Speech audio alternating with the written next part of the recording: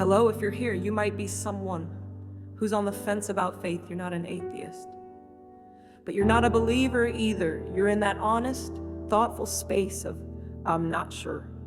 You want proof, you want certainty, but something this big feels impossible to know for sure.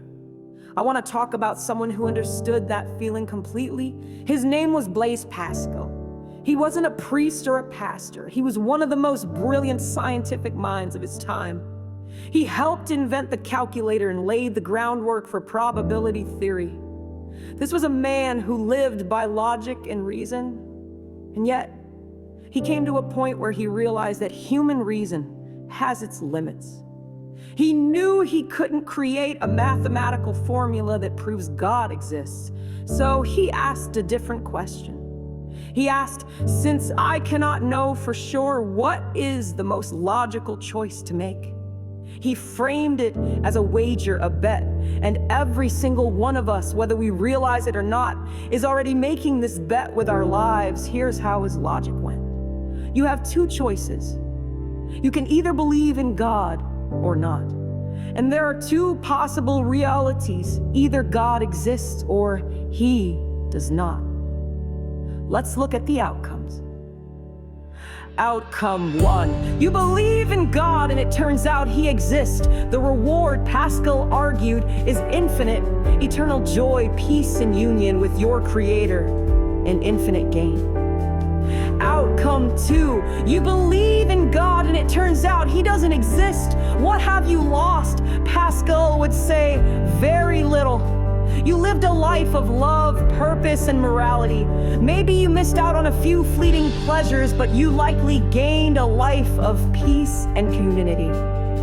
A small, finite loss. Outcome 3, you do not believe in God and it turns out he doesn't exist. What have you gained? You lived life on your own terms without restraint.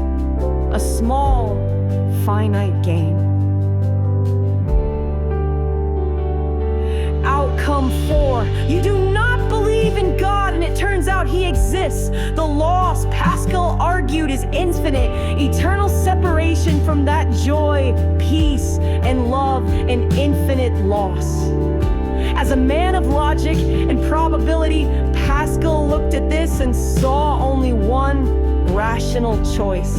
When you face a potential for infinite gain and a potential for infinite loss, the only logical bet is to wager on God, to risk a small finite loss.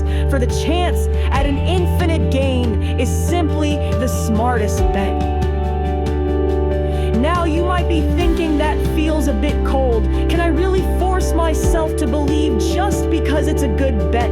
Is my faith just a selfish insurance policy? And this is where we get to the Christian lesson. Pascal's wager isn't the end of the journey.